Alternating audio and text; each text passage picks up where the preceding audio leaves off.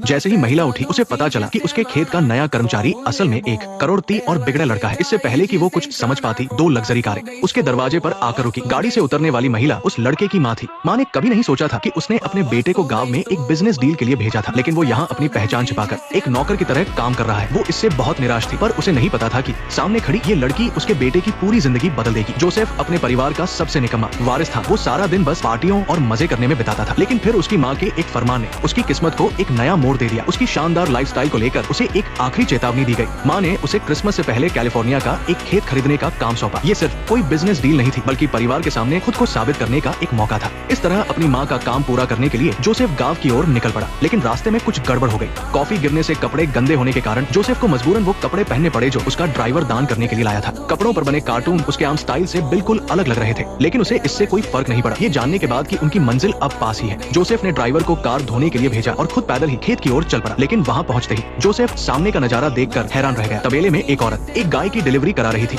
ये देखकर कि छोटी बच्ची को मदद चाहिए, वो जल्दी से आगे बढ़ा और पानी की बाल्टी ले ली, लेकिन उसे नया कर्मचारी समझ लिया गया। छोटी बच्ची उसे जल्दी से अपनी बहन की मदद करने ले गई। जोसेफ कुछ समझाना चाहता था, लेकिन उस हड़बड़ी के माहौल में उसे बोलने का मौका ही नहीं मिला। आखिरकार दोनों की मेहनत से एक बछड़े का सुरक्षित जन्म हुआ। क्या तुम्हें पता है, मुझे एक पल के लिए लगा कि तुम वही हो, कपड़ों वाले। क्या कपड़े, जो भी हो। ये देखकर पास पड़ी बंदूक को देखकर जोसेफ जो कुछ बोलने वाला था वो उसके गले में ही अटक गया। उसे तब जाकर समझ आया कि उसके इन अजीब कपड़ों की वजह से उन दोनों बहनों ने उसे काम मांगने आया हुआ आदमी समझ लिया है। उस औरत का सख्त रवैया देखकर उसने सोचा कि वो भी नाटक करेगा और एक नौकर बनकर यही